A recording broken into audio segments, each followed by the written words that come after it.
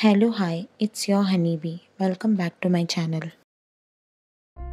Childhood यानी बचपन का ट्रॉमा लंबे समय तक आपके साथ रह सकता है और ये आगे जाके आपके नेचर में झलकता है। मैरी फ्लोरा बेल 26 मई 1957 को इंग्लैंड में बॉर्न हुई थी। मैरी बेल की माँ एलिजाबेटी एक प्रोस्टिट्यूट थी। वो अक्सर अपने कामों के लिए यहाँ वहाँ ट्रैवल किया करती थी। मैरी एक इग्नोर्ड एंड निगलेक्टेड बच्ची थी। उसके आंटी के स्टेटमेंट के अकॉर्डिंग मैरी के जन्म के कुछ मिनटों बाद ही उसकी माँ ने उसे गोद में लेने से इनकार कर दिया था। वो नर्स से चिल्लाकर कहती है कि ये चीज़ मुझसे दूर ले जा। वो मैरी को लेकर काफ़ी लापरवाह थी।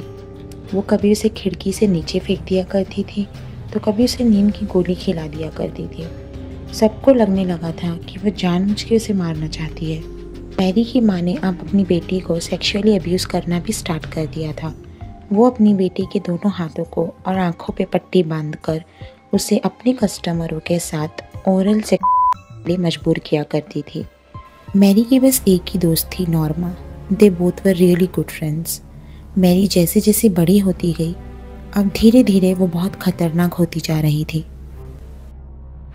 11 मई 1968 को 3 साल का बच्चा डेविस खून से लथपथ मार्गरेट रोड के पास पड़ा हुआ मिला। कुछ लोग उसे हॉस्पिटल ले गए। जैसे ही वो ठीक हुआ, उसने अपने बयान में कहा कि मैरी और नॉर्मा एक साथ बिल्डिंग के टेरेस पर खेल रहे थे। अचानक मैरी को गुस्सा आया और उसने डेविस को छत से नीचे धक्का दिया। उन्होंने उसका गला दबाने की भी कोशिश की। पूछताछ होने पर मैरी और नॉर्मा ने तो इस चीज़ से डिनाई कर दिया। उसने लोकल एरियाज़ में और स्कूल में इस बात की खबर फैला दी थी। पुलिस ने सबको वार्न कर दिया था। मैरी ने ऐसी हरकत और 2 छोटी लड़कियों के साथ भी की थी। क्योंकि उस वक्त मैरी और नॉर्मा छोटे थे तो ये एक जुवेनाइल केस था जिसमें पुलिस कुछ नहीं कर सकती थी। अगर उस वक्त पुलिस कोई एक्शन ले लेती तो शायद काफ़ी जानें बच जाती। 85th स्ट्रीट मार्गरेट रोड पर मार्टिन ब्राउन एक 4 साल का प्यारा सा बच्चा रहता था। उसके घर के आसपास कंस्ट्रक्शन चल रहा था। वहाँ अक्सर बच्चे खेलने जाया करते थे। एक दिन दोपहर 3:30 बजे जब बच्चे वहाँ खेल रहे थे तो उन्होंने देखा कि मार्टिन बेहोश लेटा था और उसके मुंह से खून निकल रहा था। जैसे ही लोकल पुलिस को हॉस्पिटल को इन्फॉर्म किया गया, वहाँ से एम्बुलेंस आई और मार्टिन को हॉस्पिटल ले गई। नर्सेस ने मार्टिन को सीपीआर देने की कोशिश की, पर तब तक बहुत देर हो गई थी। मार्टिन अब जिंदा नहीं था। पुलिस को लगा सर पे चोट लगने की वजह से मौत हुई है। दूसरे दिन मैरी का बर्थडे था। वुडलैंड क्रेसेंट के पास मैरी और नॉर्मा एक नर्सरी में घुसे और उन्होंने वहां पे काफी तोड़फोड़ मचाई।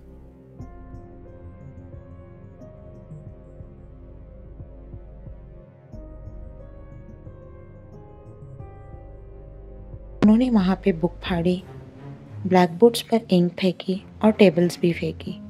जैसे अथॉरिटी को मालूम हुआ, उन्होंने पुलिस को इन्फॉर्म किया। पुलिस की इन्वेस्टिगेशन करने पर वहाँ से पुलिस को 4 नोट्स मिले, जिनमें से एक में लिखा था I murder so that I can come back, और एक में लिखा था we did murder Martin, fuck off bastard, और थर्ड में लिखा था फक ऑफ वी मर्डर। चौथा नोट बहुत ही ज़्यादा कॉम्प्लेक्स और सीरियस था। पुलिस को लगा कि किसी ने इन पे एक प्रैंक किया है। मैरी ने मार्टिन की माँ से कहा कि वो मार्टिन को देखना चाहती है, जिस पे उसकी माँ ने कहा कि वो अभी उसे नहीं देख सकती। मैरी ने मार्टिन की माँ से कहा कि वो उसे कॉफिन में देखना चाहती है। ये एक बहुत ही खतरनाक चीज़ थी कि इतनी छोटी बच्ची के दिमाग में इतनी बातें कहाँ से आ रही थी। पर मैरी का खतरनाक दिमाग यहाँ नहीं रुका। 31 जुलाई 1968 ब्रायन अपनी बहन और भाई के साथ खेल रहा था। वहाँ मैरी और नॉर्मा भी पहुँचे। अब ब्रायन उनके साथ खेलने लगा, लेकिन शाम तक ब्रायन घर नहीं लौटा। उसके माँ बाप परेशान हो गए। उन्होंने पुलिस को इन्फॉर्म किया। इन्वेस्टिगेशन करने पर पता चला कि ब्रायन की डेड बॉडी मिली है।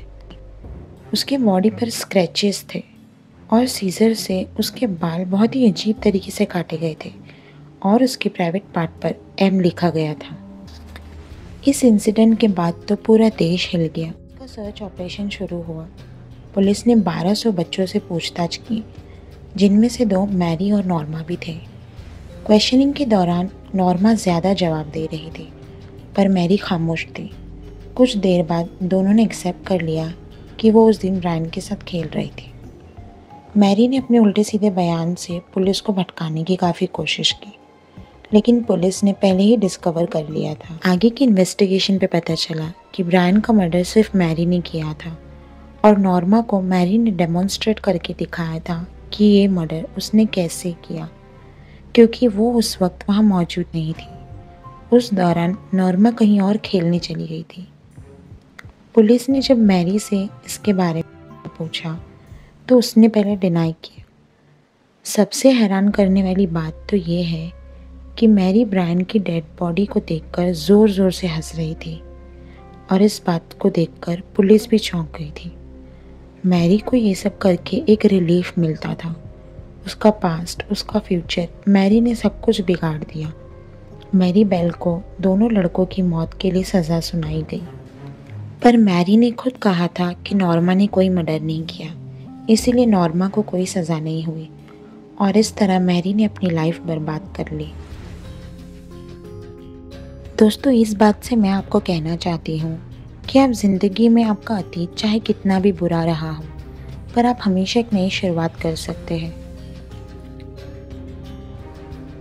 तो दोस्तों, अगर आपको मेरी वीडियो पसंद आई तो प्लीज़ आप इसे शेयर करिए और लाइक करना मत भूलना एंड सब्सक्राइब फॉर मोर।